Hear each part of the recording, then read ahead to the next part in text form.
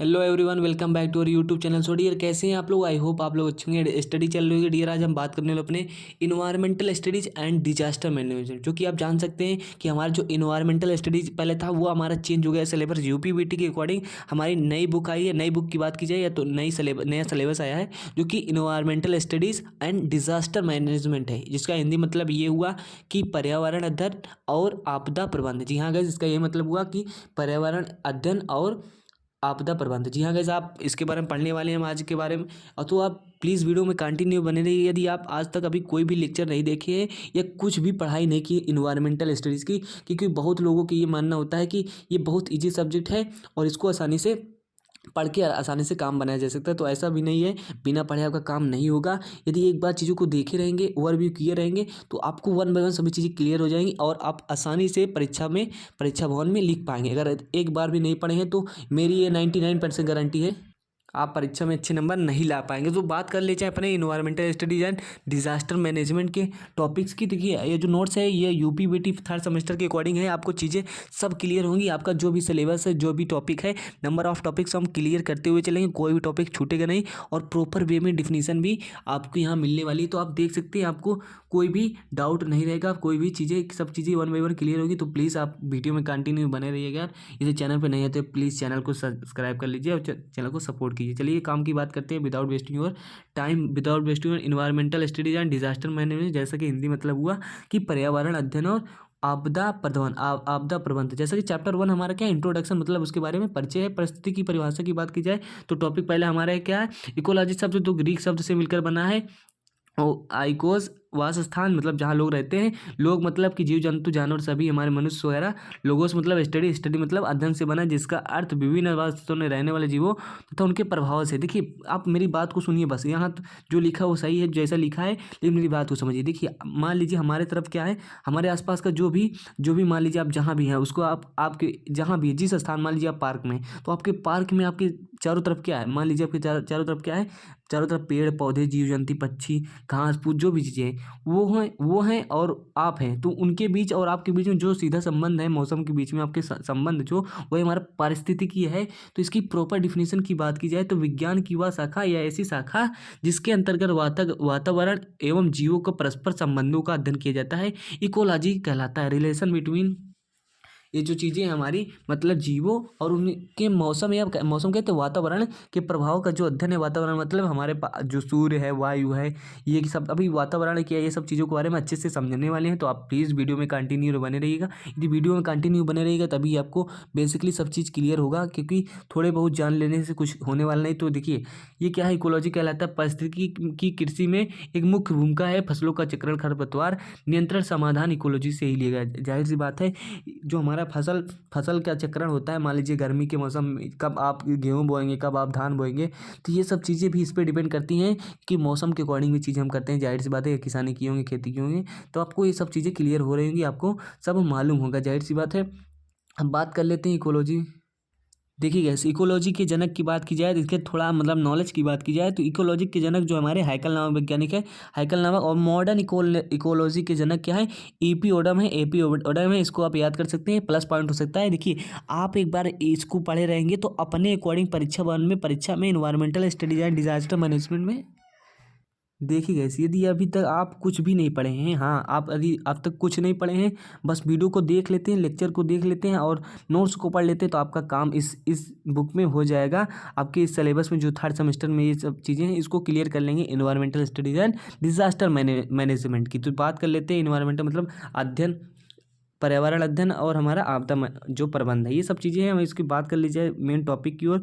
तो पारिस्थितिकी को मुख्यतः दो भागों में बांटा गया है, जैसा कि आप देख सकते हैं। पहला क्या है, ऑटो इकोलॉजी, दूसरा क्या है, साइनो इकोलॉजी। हिंदी में भी लिखा है, इंग्लिश में भी मेन चीज़ें लिखी हैं। स्वपरिस्थिति क्या है, इकोलॉजी की एक ऐसी शाखा अंतर्गत जिसके हम वातावरण में रहने वाले विशेष किसी एक ही प्रजाति के जीवों के पोषण, जनन, वृद्धि, भरण आदि का अध्ययन करते हैं। आपको मैं बता दूं, मान लीजिए कोई भी एक विशेष प्रकार की, मान लीजिए बिल्ली की कोई प्रजाति, कोई शेर की प्रजातियाँ हैं, प्रजातियाँ हैं, तो उसमें क्या होता है, उनके आपस में उनका पोषण कैसे हो रहा है, जनन कैसे कर रहे हैं, वृद्धि क्या है, उत्सर्जन क्या है, मतलब उस एक विशेष कैटेगरी में जब हम बात कर लेते हैं तो उनका जो अध्ययन हो जाता है वो हमारा स्वपोषी इस परिस्थितिकी हो जाता है, ऑटो इकोलॉजी हो जाता है। और यही बात कर ली जाए समपरिस्थितिकी, तो इस शाखा के अंतर्गत क्या होता है, इस शाखा के अंतर्गत अंतर्गत किसी वातावरण में रहने वाले विभिन्न जीवों एवं की प्रजाति एवं आपसी संबंध के बारे में अध्ययन करते हैं। जी हाँ गाइस, इसमें क्या होता है, समपरिस्थितिकी में जीवों के विभिन्न प्रजातियों को आपस में संबंध के बारे में, मान लीजिए चूहा, बिल्ली,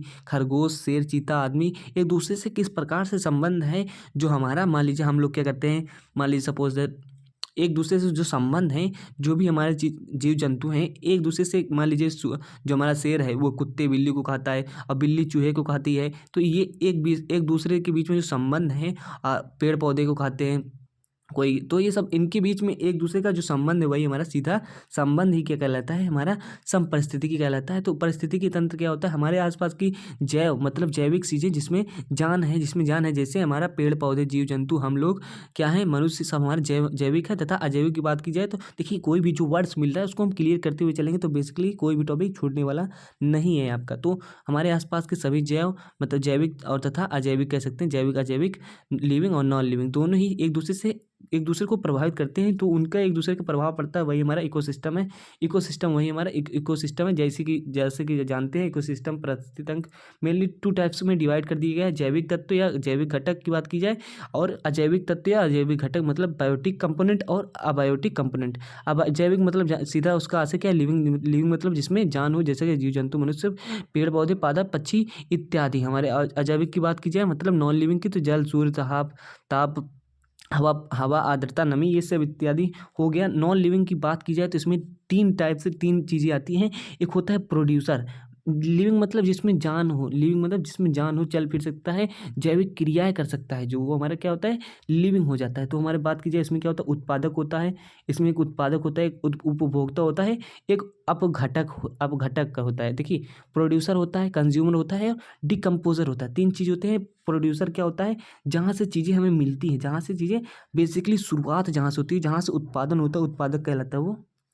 देखिए गाइस, उत्पादक में क्या होता है, पादप जगत, पेड़ पौधे इत्यादि ये सब चीज़ें आते हैं। तो इसमें क्या होता है कि यह एक स्वपोषित होते हैं, एक परपोषित, मतलब ऑटोट्रॉप्स होते हैं और एक हेट्रोट्रॉप्स होते हैं। तो ये सब पढ़ सकते हैं आप, क्या है, हरे पेड़ पौधे प्रकाश संश्लेषण की क्रिया से भोजन बनाते हैं, जो कि हमारे क्या होते हैं, ऑटोट्रॉप्स होते हैं, स्वपोषित होते हैं। जबकि ये जो हमारा परपोषी होते हैं, मतलब ये स्वयं भोजन न बना करके किसी दूसरे अन्य पे चीज़ों पे आश्रित होकर। देखिए भोजन बनाने का अर्थ नहीं है खाने बनाने से है, ये बनाने से आशय ये है, जिस प्रकार मान लीजिए पेड़ पौधे प्रकाश संश्लेषण की क्रिया द्वारा सूर्य की सहायता से भोजन बनाते हैं ना, तो डायरेक्टली हम लोग उसमें जो अपर पोषी होते हैं जैसा मनुष्य, वो अपना भोजन इस प्रकार नहीं बनाते। तो ये सब चीज़ें आप आई होप बायोलॉजी में तो 10th में 12th में ही पढ़े ही होंगे। तो परपोषी स्वपोषी पढ़े होंगे, भूल भी गए होंगे, जाहिर सी बात है, लेकिन हाँ मैं चीज़ों को समझा रहा हूँ, समझते चाहिए। उपभोक्ता क्या होता है, एक प्राथमिक उपभोक्ता होता है, द्वितीयक उपभोक्ता होता है, तृतीयक होता है, या इसको 3 ही पार्ट में बांट सकते हैं, या चौथा पार्ट भी बांट सकते हैं। नहीं तो ये तृतीय जो उच्च उपभोक्ता होता है हमारा तृतीयक में ही रख दिया गया है, तो इसको अलग भी कर दिया है। कोई इसमें 2 राय ने 3 भी कर सकते हैं, इसको एक में मर्ज कर सकते हैं, नहीं तो चौथा भी कर सकते हैं। उच्च उपभोक्ता होता है। तो अब घटक क्या होते हैं, इसके चारों की बात कर लेते हैं थोड़ा बहुत, ये बहुत ज़रूरी है। इसके बाद बात करेंगे हमारे डिकम्पोजर की। उपभोक्ता क्या होता है, इसको जो अभी हम आगे पढ़ाएं वही मेन है। उपभोक्ता मेनली 3 प्रकार से, प्राइमरी कंज्यूमर, सेकेंडरी कंज्यूमर और क्या होता है, टेरिटरी कंज्यूमर, मतलब तृतीयक उपभोक्ता। तो इसमें प्राथमिक होते क्या, देखिए बहुत इंपॉर्टेंट है तुम्हारे मतलब एग्जाम के अकॉर्डिंग, तो ये बहुत ही ज़्यादा इंपॉर्टेंट है। तो इसमें क्या होते हैं, प्राइमरी में हरे पेड़ पौधे वनस्पति सेवन करने वाले जंतु होते हैं। जाहिर सी बात है, जो शाकाहारी होते हैं हमारे शाकाहारी होते हैं, मतलब जो वनस्पति पेड़ पौधे जीव जंतु का क्या कहते हैं, सेवन करते हैं जीवन यापन करने के लिए, खाने पीने रहने के लिए, तो वो हमारा प्राथमिक उपभोक्ता मतलब उपभोग करने वाला, कंज्यूम करने वाला, किसी चीज़ को लेने वाला, तो वो कंज्यूमर होता है। जैसे कि आप दुकान पे जाते कोई चीज़ हम लेते हैं तो आप कंज्यूमर, एक कस्टमर बन जाते हैं, ये सब चीज़ें होती हैं। एग्जाम्पल में खरगोश, हिरन, गाय, ये सभी क्या है, प्राथमिक उपभोक्ता की श्रेणी में आते हैं। ये सब घास फूस और क्या होता है, हमारे वनस्पति से ही जीवित रहते हैं। द्वितीयक उपभोक्ता की बात की जाए तो ये प्राथमिक उपभोक्ता अर्थात शाकाहारी जंतुओं को खाने वाले होते हैं। जैसा कि आप जान सकते हैं मेढक, सांप, हमारा लोमड़ी, ये सब क्या होते हैं, हमारे क्या होते हैं, द्वितीयक उपभोक्ता होते हैं। जो कि हमारा क्या होता है, ये ये क्या होते हैं, ये हमारे प्राथमिक उपभोक्ता को खाते हैं। जाहिर सी बात है, जो मेढक वगैरह होते हैं कीट पतंगे टिड्डा वगैरह को खाते हैं, और लोमड़ी हमारा खरगोश हिरन गाय ये सब चीज़ों को खाते हैं। तो ये इस पे आश्रित होते हैं, इनको खाते हैं। और बात कर लीजिए तृतीयक उपभोक्ता, तृतीयक क्या होते हैं, ये प्राइमरी प्लस सेकेंडरी, प्राइमरी जो ये प्राइमरी, ये सेकेंडरी, और जो ये प्राइमरी, मतलब इन दोनों को जो खाता है वो क्या होता है, वो हमारा शेर गिद्ध उल्लू जैसी चीज़ें जो है हमारे तृतीयक उपभोक्ता है। मतलब उपभोग करने वाला जो होता है तृतीयक में बात की जाए तो दोनों जंतुओं और फर्स्ट वाले जो प्राइमरी कंज्यूमर होते हैं सेकेंडरी दोनों को ये खाता है। जी हाँ गाइस, कंज्यूमर है। अब बात कर लेते हैं थोड़ा, आप देखिए एक फिगर से समझते हैं जिससे को आपको बेसिकली सब कुछ क्लियर हो जाए। मान लीजिए ये है सूर्य, सूर्य से प्रकाश आ रहा है, प्रकाश संश्लेषण की क्रिया द्वारा पेड़ पौधे बना भोजन बनाएंगे, भोजन बन गया इनका। ये क्या करेंगे, भोजन बनने के बाद क्या करेंगे, अब मान लीजिए घास फूस है, घास फूस है, पेड़ पौधे घास फूस कुछ भी समझ सकते हैं, पेड़ ही नहीं है, घास फूस भी है, जिसको रैबिट रैबिट का है या तो डियर मतलब हिरन इसको खा लेगा। और उसके बाद उस हिरन को कौन खाएगा, मान लीजिए भेड़िया लकड़बग्घा कोई भी खा लेता है इसे, जिससे फिर उसके बाद क्या होगा, उसके बाद हमारा लायन खा लेगा। तो ये प्राथमिक पीसी लिखा मतलब प्राइमरी कंज्यूमर, ये एससी मतलब ये सब शॉर्टकट में लिखा है, सेकेंडरी कंज्यूमर और टेरिटरी कंज्यूमर। तो तीनों आप एग्जांपल के थ्रू और इस पिक्चर के थ्रू तो आई होप आप समझ गए होंगे कि कैसे क्या सिस्टम चलता है। कंज्यूमर मतलब एक दूसरे को, खास श्रृंखला क्या है, अभी सब चीज़ों को समझते हैं। तो आप बेसिकली कंटिन्यू वीडियो में बने रहिएगा, सब चीज़ें क्लियर होने वाली है।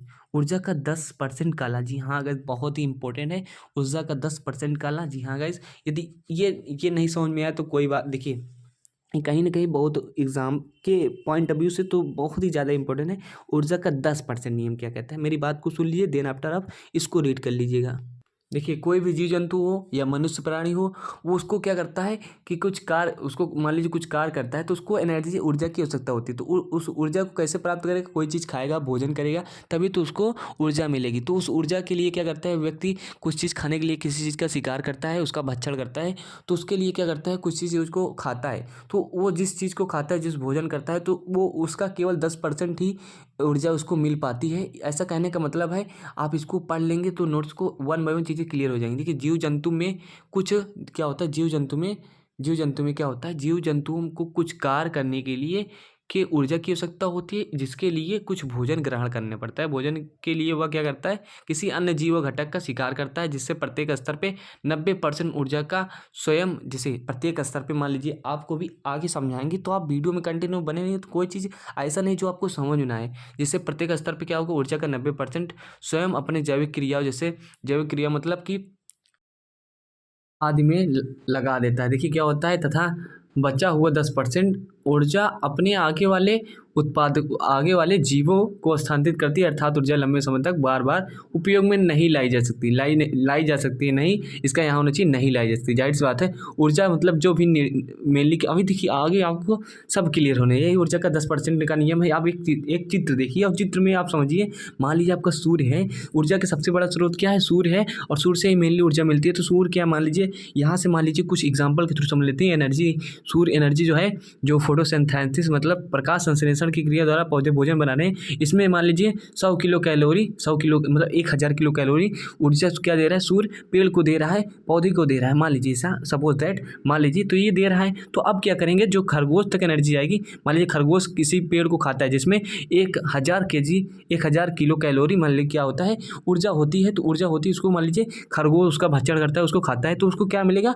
उसको पूरा नहीं ऊर्जा मिलेगा, केवल उसको 10% ही मिलेगा, जिसका मतलब उसका क्या होगा 100 किलो कैलोरी अब उसको ऊर्जा मिलेगी। अब यदि खरगोश को कोई शेर या लोमड़ी खाता है, मान लीजिए खरगोश को मान लीजिए लोमड़ी खा लेता है, तो उसको भी 10% मिलेगा, और 10% बचा हुआ 10% 100 किलो कैलोरी का क्या होगा 10 किलो कैलोरी होगा। और वहीं लोमड़ी को अगर शेर खा लेता है तो उसका 10% मतलब 1 किलो कैलोरी ऊर्जा खाने पे उसको शेर को मिलेगा। तो ये सब चीज़ें आप समझ में आएगा, मतलब कि क्या होता है, हर बार क्या होता है, अर्थात श्रृंखला में प्रत्येक चरण में, श्रृंखला के प्रत्येक चरण में क्या होता है, प्रत्येक चरण में आगे बढ़ने से ऊर्जा का 90% हाथ से होता है, मतलब कमी आती जाती रहती है। आप देख सकते हैं, मान लीजिए सूर्य से एनर्जी निकली, एनर्जी को सूर्य से एनर्जी जो निकली है वो हमने क्या किया, किसी पेड़ पौधे में ग्रहण की सपोज दैट, और उस पौधे को किसने खा लिया, खरगोश ने खा लिया। खरगोश ने खा लिया तो उसको 10% ही एनर्जी मिलने वाली है, 10% ही एनर्जी मिलने वाली है। तो ये 10% एनर्जी कितना होगा, 100 किलो कैलोरी। और इस एनर्जी को मान लीजिए इसके पास इतनी ऊर्जा है, इसको लोमड़ी खा लेता है, तो उसके जो एनर्जी मिलेगी, उसको पोषण जो मिलेगा वो 10% ही मिलने वाला है टोटल का। और ऐसे करते करते यही कह रहा था कि मतलब कमी आती है लगातार ऊर्जा में। यहाँ जो लिखा था ना अभी, मतलब स्थानांतरित करते हुए अर्थात लंबे समय तक ऊर्जा का उपयोग नहीं लाया जाता, यहाँ नहीं होना चाहिए, नहीं लाई जा सकती, ऊर्जा का 10% का नियम कहलाता है। तो यही सब चीज़ें हैं। ऊर्जा का 10% मतलब एक दूसरे से जब हम ऊर्जा लेते हैं तो लगभग 10% ही मिल पाता है उस चीज़ का। ये मेनली बात है जहाँ तक मेरा अपना मानना है। तो इस चीज़ को आई होप समझ गए होंगे। तो बात कर लेते हैं अपने खाद्य श्रृंखला की। खाद्य श्रृंखला होता क्या है, इसमें मेनली देखिए दो चीज़ें समझिए। पहले एक उत्पादक होता है, एक उपभोक्ता होता है। उत्पादक मतलब जो चीज़ों को उत्पादित करता है, प्रोड्यूसर कहलाता है, और कंज्यूमर मतलब जो चीज़ को उपभोग करता है। तो हरे पेड़ पौधे मान लीजिए उत्पादक हो गए, और उत्पादक क्या होते हैं, प्राथमिक उपभोक्ता उसको ग्रहण करता है, प्राथमिक उपभोक्ता उसको ग्रहण करता है, द्वितीयक उपभोक्ता प्राथमिक उपभोक्ता को ग्रहण करता है, आगे हमने समझा है। फिर उसके बाद वो तृतीयक होता है। जैसा कि एग्जाम्पल के थ्रू समझ सकते हैं, प्लांट होता है, मान लीजिए प्लांट हमारा उत्पादक है, और टिड्डा प्राथमिक उत्पादक है। उत्पादक मतलब प्राथमिक उपभोक्ता है। इसको टिड्डा को मेढक ने खाया, मेढक ने किसको खाया, सांप को खाया, मतलब सांप ने मेढक को खाया, इसको गिद्ध वगैरह खा ली। तो यही हमारा क्या है, ये हमारा एक फूड चेन है। यही क्या हमारा एक फूड श्रृंखला मतलब खाद्य श्रृंखला है। मतलब एक दूसरे को जो खा रहे हैं, जैसे अपने जीवन स्तर चलाने के लिए एक दूसरे पर निर्भरता जो हमारी, वही हमारी क्या है, वही हमारी क्या है,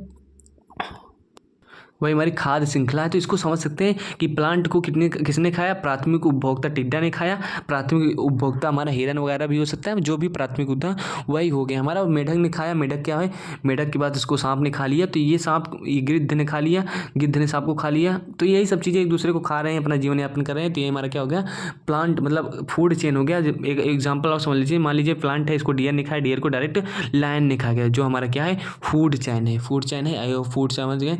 मतलब एक जीव के द्वारा भोजन के लिए दूसरे जीव का उपभोग करने से बनी जो हमारी खाद्य श्रृंखला होती है, बनी श्रृंखला मतलब एक जीव के द्वारा भोजन के लिए दूसरे जीव का उपभोग करने से बनी श्रृंखला जो होती है, ये मेनली हमारे 3 प्रकार से होती है। पढ़ सकते हैं इसको वीडियो को रोककर, कोई रॉकेट साइंस है नहीं।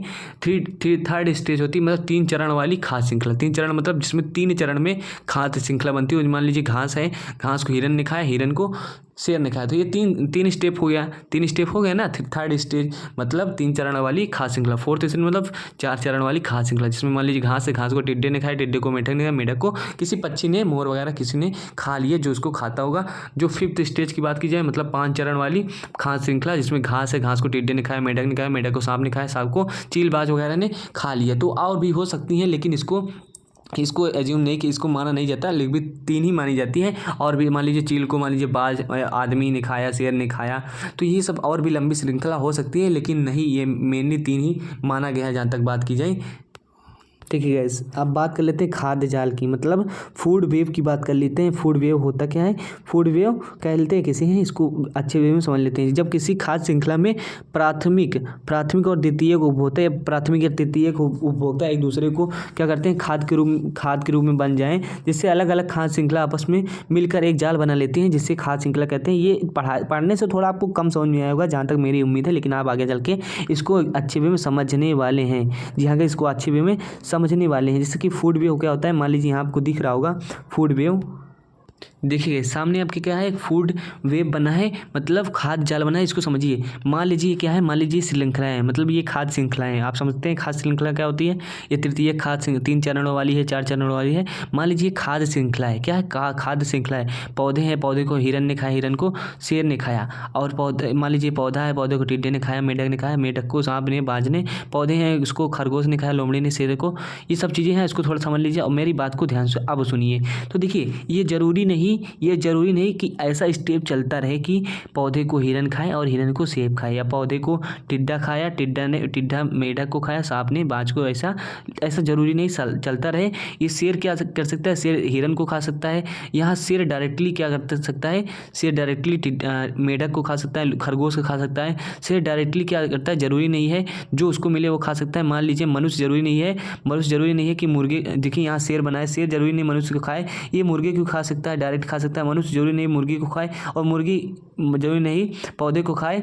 देखिए, ये मतलब एक दूसरे को जरूरी नहीं इसी स्टेप में फॉलो करें, जो हमारी खाद्य श्रृंखला है। जरूरी नहीं मनुष्य हमारा जो है मुर्गी को खाएगा, और पौधे पहले मुर्गी को खाएगी। जो देखिए चीज़ों को समझिए, थोड़ा आपको कम समझ आएगा होगा। मान लीजिए पौधा है, मान लीजिए सपोज दैट, मान लीजिए पौधा है और ये मुर्गी है, एक शेर है। मान लीजिए जरूरी नहीं कि ऐसा ही खाद्य श्रृंखला, ऐसा ही स्टेप चले, मतलब कि पौधे मुर्गी खाएं और मुर्गी को मनुष्य खाए, मनुष्य को शेर खाए, जरूरी नहीं है। शेर शेर डायरेक्टली मुर्गी को खा सकता है और यहाँ मनुष्य डायरेक्टली पौधे को भी खा सकता है और मुर्गी को भी खा सकता है। तो मतलब एक प्रकार से इससे क्या हो सकता है, एक प्रकार से इससे जाल बन जाता है, मतलब एक दूसरे को कोई किसी को खा सकता है। मतलब जो मान लीजिए जो चीज़ें जो खाता है, जाहिर सी बात है, मान लीजिए टिड्डा है, टिड्डा ऐसी तो बात है नहीं कि बाज को खा लेगा, टिड्डा है तो लोमड़ी को खाएगा नहीं, लेकिन जो जिसको खाता है मतलब वो खा सकता है। जैसे कि शेर खरगोश को खा सकता है, शेर हिरन को खा सकता है, शेर मुर्गी मुर्गा मनुष्य को खा सकता है। तो ये इंटरकनेक्शन जो है यही हमारा क्या है, यही हमारा क्या खाद्य जाल है। तो अर्थात अनेक खाद्य श्रृंखलाओं के आपस जुड़ने से बनने वाली जो जाल होती है को ही खाद्य जाल कहते हैं। तो ये सब चीज़ें हो गई, आपको इसको पढ़ सकते हैं। The interconnection of a food chain is called food web. यहाँ समझ सकते हैं, मान लीजिए ये क्या है, शेर है, ये पेड़ पौधों को हिरन ने खाया, हिरन लोमड़ी खाया, और यहाँ क्या पेड़ पौधों को टिड्डे ने खाया, इसको मेढक ने खाया, बिल्ली ने खाया, यह टिड्डा चूहा है, चूहे को बिल्ली ने खाया, और शेर ने मान लीजिए भेड़िया खा लिया, लोमड़ी खा लिया और बिल्ली खा लिया, मतलब हिरन को खा लिया। तो ये सब चीज़ें ज़रूरी नहीं कि शेर किसी को खाए, मतलब ये इनके बीच में एक जाल बन जाता है। जैसा कि अभी हम देख रहे थे कि मान लीजिए पेड़ है, पेड़ को मान लीजिए टिड्डा खाएगा, कि कौन खाएगा, टिड्डा खाएगा। टिड्डे को मान लीजिए कोई और मेढक वगैरह खाएगा, और मेढक को मान लीजिए सांप खाएगा, अब सांप को मान लीजिए कोई खाता है, उसके बाद शेर। तो ये ज़रूरी नहीं ऐसा स्टेप ही चले, ये स्टेप गड़बड़ भी हो सकता है, इनके बीच में इंटरकनेक्शन भी हो सकता है, जिस प्रकार आप देख रहे हैं यहाँ सिंपलेस्ट फॉर्म में। तो यही हमारा क्या है, यही एक प्रकार से जाल बन जाता है, अर्थात अनेक खाद्य श्रृंखलाओं के आपस में जुड़ने से बनने वाली जाल को खाद्य जाल फूड वेव कहते हैं। आई होप ये चीज़ें क्लियर हो रही होंगी। कोई भी टॉपिक नहीं समझ में आए तो प्लीज़ कमेंट कीजिएगा, और प्रॉपर वे में आपके सामने डिफिनीशन लिखी है, हर वर्ड्स के बारे में मैंने बताया, आपको चित्र बना के मैंने दिखाया। कोई भी ऐसा चीज़, ऊर्जा का 10 नियम बहुत ज़रूरी है, मेरे अकॉर्डिंग आपको चीज़ों को समझाया। तो आई होप आपको चीज़ें समझ में आ रही होंगी। यदि वीडियो को अच्छा लगे तो कमेंट कीजिएगा, प्लीज़ चैनल को यदि नए हैं तो सब्सक्राइब कर लीजिएगा, क्योंकि इस वीडियो को बनाने में काफ़ी ज़्यादा मेहनत लगी है, जिससे यदि सब्सक्राइब करते हैं, चैनल को कमेंट करते हैं, तो हमें भी एनर्जी फील होता है, एनर्जेटिक फील करते हैं, और आपके लिए हमें और काम करते हैं। तो आई होप ये चीज़ें आपको क्लियर हो रही होंगी। वीडियो को पॉज रोक करके आप चीज़ों को देख करके उतार सकते हैं, सुन सकते हैं, दोबारा लिख सकते हैं। तो ये सब चीज़ें आई होप क्लियर हो रही होंगी। सो गाइस, मिलते हैं नेक्स्ट वीडियो में। यदि चैनल पे नहीं है तो यार प्लीज़ चैनल को सब्सक्राइब कर लीजिए और दोस्तों को बताइए, क्योंकि यहाँ प्रॉपर वे में हमने अपने कंक्रीट टेक्नोलॉजी, बिल्डिंग कंस्ट्रक्शन, ये भी चीज़ें जो कि इजी वे में एकदम PDF हमने चीज़ों को क्लियर किया है। आई होप आपको सब समझ में आ रहा होगा। सो गाइस, मिलते हैं नेक्स्ट वीडियो में, तब तक के लिए बाय बाय, ओके।